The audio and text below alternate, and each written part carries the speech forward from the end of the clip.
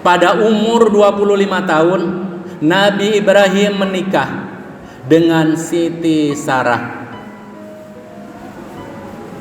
Sewaktu beliau menikah dengan Siti Sarah, kemudian ketahuan oleh Raja Namrud, akhirnya Ibrahim dan Siti Sarah ditangkap. Kemudian Siti Sarah akan diperkosa oleh Raja Namrud. Namun apa yang terjadi? Berkat pertolongan Allah Subhanahu wa Ta'ala, setiap kali Raja Namrud hasratnya ingin untuk memperkosa Siti Sarah, seketika itu ia terkena penyakit ayan. Kemudian didatangkan tabib, para ahli kesehatan, tapi tidak bisa sembuh. Akhirnya disarankan obatnya hanya satu, yaitu minta maaf kepada Ibrahim dan minta maaf kepada Siti Sarah. Akhirnya dilakukan. Begitu sudah dilakukan, Raja Namrud sembuh kembali seperti sedia kala. Dan begitu dia telah sembuh kembali, maka timbul hasrat keinginan untuk memperkosa lagi.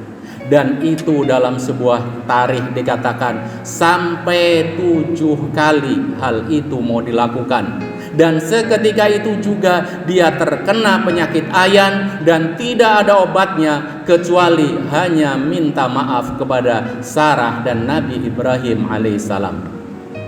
Akhirnya setelah itu Raja Namrud memberikan hadiah kepada Ibrahim, yaitu seorang yang bisa untuk membantu memperlancar pekerjaan Nabi Ibrahim, yaitu Siti Hajar.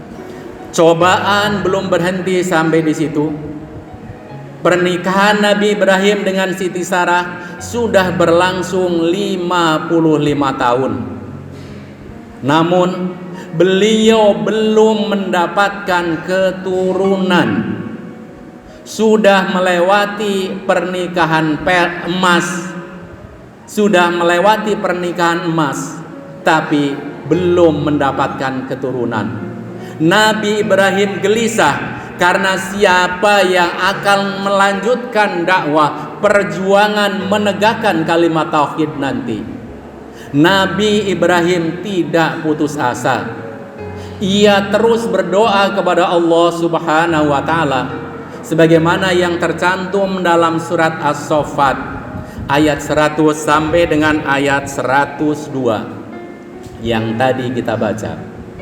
Rabbi habli minas solihin, ya Allah karuniakanlah kepada kami anak yang soleh.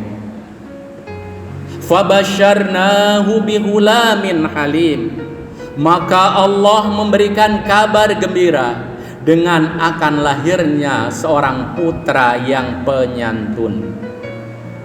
Jadi tatkala usia Nabi Ibrahim sudah 80 tahun, dia disuruh menikah oleh Sarah untuk menikahi Hajar. Dan setelah beliau menikah dengan Hajar, senantiasa berdoa, Rabbi habli minas solihin, ya Allah karuniakanlah kepada kami keturunan yang soleh. Akhirnya dijawab doa Nabi Ibrahim, fabasyarnahu bihulamin halim, maka diberikan kabar gembira akan lahirnya seorang putra yang penyantun. Belum cukup sampai di sini ujian, masih Allah memberikan ujian lagi. Falamma balagha ma'ahu sa'ya qala ya bunayya inni ara fil manam anni azbahuk fanzur madza tara. Ibrahim berkata kepada putranya Ismail, wahai anakku, sesungguhnya aku bermimpi Allah menyuruhku untuk menyembelihmu. Tolong fikirkan bagaimana menurut pendapatmu. Kita bisa belajar di sini Ibrahim adalah seorang ayah yang demokratis. Walaupun benar perintah menyembelih putranya Ismail itu adalah perintah dari Allah, tapi dia tidak semena-mena langsung Ismail panggil potong lehernya. Tapi Nabi Ibrahim minta pendapat putranya.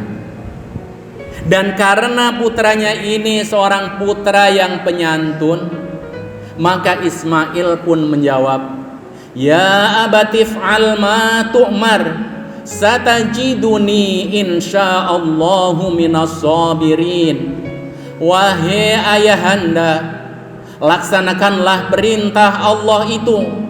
Insya Allah ayahanda akan mendapatiku termasuk orang-orang yang bersabar. Allahu Akbar, Allahu Akbar, Allahu Akbar, walillahil hamd. Hadirin jamaah salat Idul Adha Masjid Jami Al-Barkah yang dimuliakan Allah Subhanahu wa taala. Setiap seorang hamba ingin melaksanakan perintah Allah, maka ada yang selalu sibuk untuk berusaha menghalanginya. Siapa itu? Dia adalah iblis, laknatullah alaih. Iblis berusaha untuk menggagalkan agar Nabi Ibrahim tidak jadi melaksanakan penyembelihan ini. Beliau menggoda Nabi Ibrahim dengan mengatakannya, "Wahai Ibrahim, kamu sudah lama sekali ingin mendambakan lahirnya seorang anak. Masa ya begitu anak sudah mampu untuk membantu bekerja engkau, sekarang akan kamu potong, akan kamu sembelih? Sedangkan belum ada syariat dari zaman Nabi Adam sampai sekarang untuk menyembelih seorang anak. Maka gagalkanlah perintah itu, wahai Ibrahim."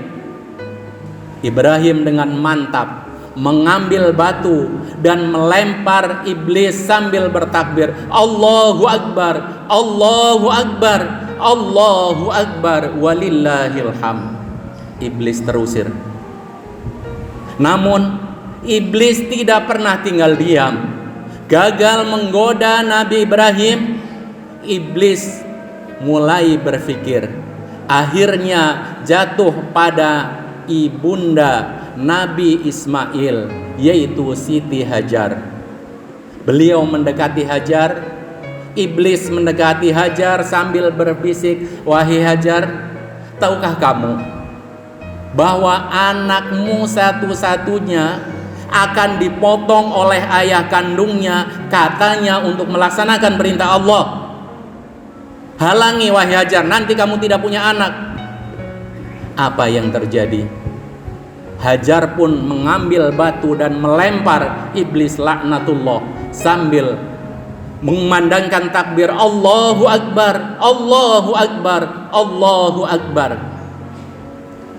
Siti Hajar berkata, "Jangankan hanya anakku yang dipotong untuk melaksanakan perintah Allah, seandainya saya selaku istrinya diperintahkan untuk dipotong karena melaksanakan perintah Allah, maka saya pun bersedia." Ini adalah tipe istri yang solihah. Dia akan berusaha untuk melaksanakan apa yang diperintahkan Allah. Dia akan selalu membantu suaminya dalam melaksanakan perintah Allah Subhanahu wa ta'ala. Kemudian iblis yang ketiga akhirnya menggoda kepada Nabi Ismail. Ismail yang masih kecil, yang pikirannya masih cetek, mungkin dia gampang dipengaruhi. Kata iblis, "Wahai Ismail, kamu adalah masih muda, masa depanmu masih panjang, kamu belum menikah, belum merasakan surga dunia, tapi ayahmu akan memotong kamu, maka jangan mau kamu untuk disembelih oleh ayahnya." Tapi Ismail selaku anak yang soleh, anak yang penyantun, Ismail mereka merelakan dirinya untuk dikorbankan demi melaksanakan perintah Allah Subhanahu wa ta'ala dan demi menjaga nama baik orang tuanya. Ini adalah sebuah keluarga yang harmonis antara ayah demokratis, istri yang solihah, dan anak yang soleh yang senantiasa mendambakan ridho Allah Subhanahu wa ta'ala. Dan Ismail akhirnya mengambil batu dan melempar iblis sambil mengumandangkan takbir, Allahu Akbar, Allahu Akbar, Allahu Akbar, walillahil hamd. Inilah dalam ibadah haji yang kita kenal dengan prosesi melontar jumroh, Jumratul Aqabah Ula dan Wusta.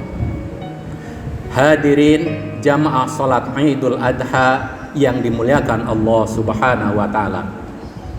Setelah mantap, Ibrahim, Ismail dan istrinya sudah merelakan anaknya untuk melaksanakan penyembelihan, maka Ismail berpesan kepada ayahnya, wahai ayah, sebelum aku dipotong, sebelum aku disembelih, ada beberapa permintaan ayah.